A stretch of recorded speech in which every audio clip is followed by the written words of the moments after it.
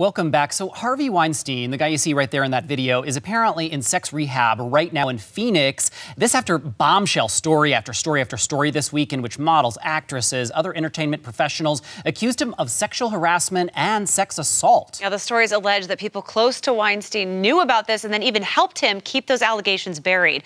In the days since the stories came out, several more women have come forward talking about their own encounters with him. Joining us this morning to kind of break this all down, Kelly McNellis, who's a women's mentor and sexual abuse survivor herself. Good morning, and thanks for joining us. Thank you for having me. It's unfortunate to have to be here for this. I was thinking the same thing. It's good to see you, but I hate that we have to talk about this. And I think one thing that we've noticed is that as more and more women come out, the women themselves are being questioned and criticized. I mean, talk a little bit about that culture and why. You know, we've been in a culture where women have been oppressed for many years and our voices have been shut down. That's one of the reasons I wanted to start my organization and community, Women for One, to help women find their voices. Because when we come out, power shoves us down. And I've seen that over the years throughout my life as well. And what's incredible is when one woman comes out, it can empower other women to come out. Yep. It's like there actually can be strength when you stand up and say, this happened to me. One story and one experience at a time is what I say, so we can make life happen on our terms and not be abused and oppressed by the men and women in the world that are doing this to us.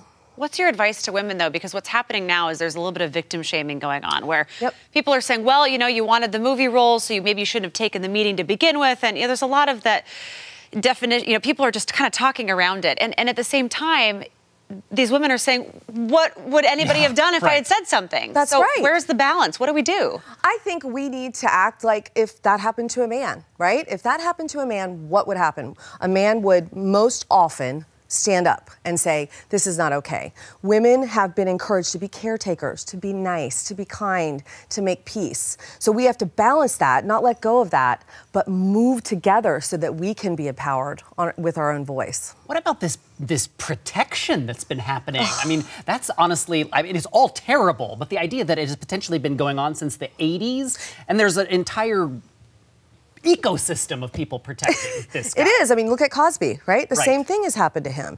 It's actually, frankly, disgusting to me. It's sad. But I think women are moving into a space where they're just not going to deal with it anymore. You know, we're in this new truth teller revolution, and we are stronger by numbers and by sharing our voices. So we really have to stand up. And it's not just happening to women either. Actor Terry Crews came out and said he had some experience with another high-level Hollywood executive.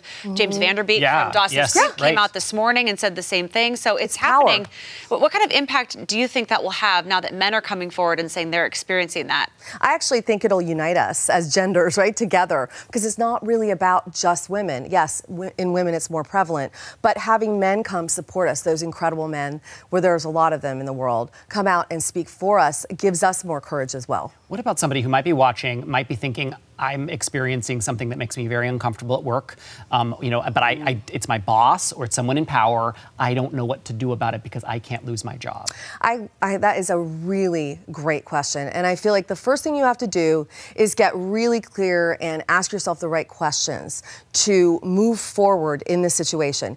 You can go to a superior. That's why they have HR people. But really, when it comes down to it, you know when it's not okay as a woman. You know when it's inappropriate. And you have to take those steps and have that courage to be able to move forward or look for another alternative and speak up. How can the rest of us support when we see this happening? How can we support a victim in this instance? Because I can imagine if you witness it happening and, some of the criticism that's come out about men in the industry is that everybody was aware of it. Why didn't you say anything before? So if you see this pattern happening at work to someone else, whether you're a male or a female, what is our level of responsibility? Do we go to the boss directly? Do we go to the Well, I personally feel as a victim of sexual abuse, incest, I feel like women need to have that power. So if we could hold a space and listen and give them back their power and give them some tools to deal with it because they're already feeling powerless, and just let them know that you support them in anything they can do to move forward and speak out. What if somebody is speaking out and they're getting brushed off or they're getting hushed? I mean, do they keep fighting? What advice do you have for those women? That's a slippery slope, right? That's a tough question, and it's very based on the individual situation. But,